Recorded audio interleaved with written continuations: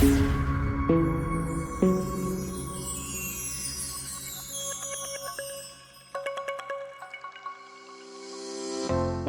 qadam. Lider va shogirdlar tarbiyalash. Bu biznesda katta daromadga erishishning eng asosiy sirlaridan biri o'zingizga o'xshash liderlar tarbiyalashdir.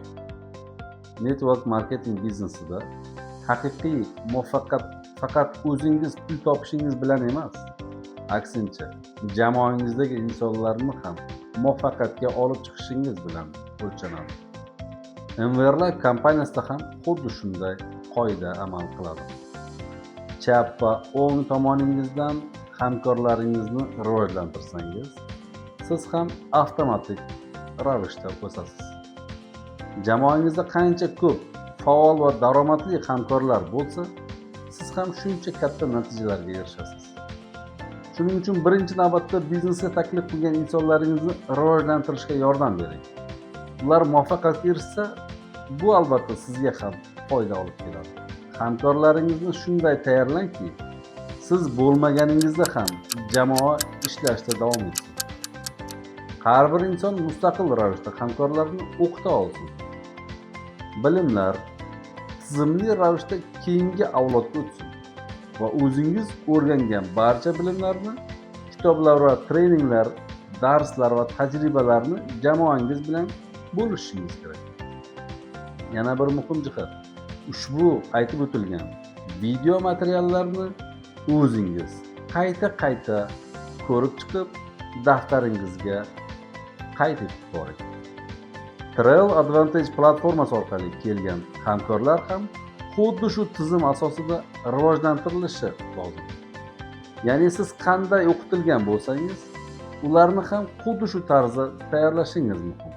Agar jamoangizda sizga o'xshagan liderlar paydo bo'lsa, tashkilotingiz barqaror bo'ladi, tez rivojlanadi, turli davlatlarda ham kengaya oladi. Mustahkam biznes qurishning eng katta siri o'zingizga o'xshash kuchli liderlarni tayyorlashdir. Buning uchun esa avval o'z liderlaringizdan tizimni o'rganishingiz va keyin jamoangizga to'g'ri tarzda o'rgatishingiz lozim. Bu biznesdagi katta natijalar bir kunda kelmaydi, shuni unutmang. Bir oyda ham kelmaydi. Har qanday katta muvaffaqiyat bir necha yillik sabr, mehnat, intizom va tinimsiz qilingan mehnatlarning natijasiga keladi.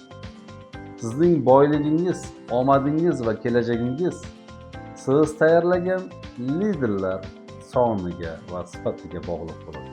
Shuni unutmang. Network marketingda biznesning 90% qismi kopiyalash tizimiga asoslangan. Ya'ni siz qanday ishlasangiz, jamoangiz ham xuddi shunday ishlaydi. Yakuniy murojaatim.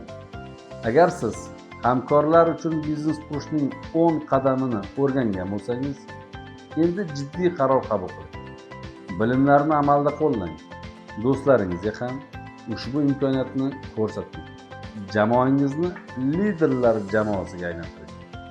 Va yakunda sizga bir hikmatli so'zni taqdim etaman.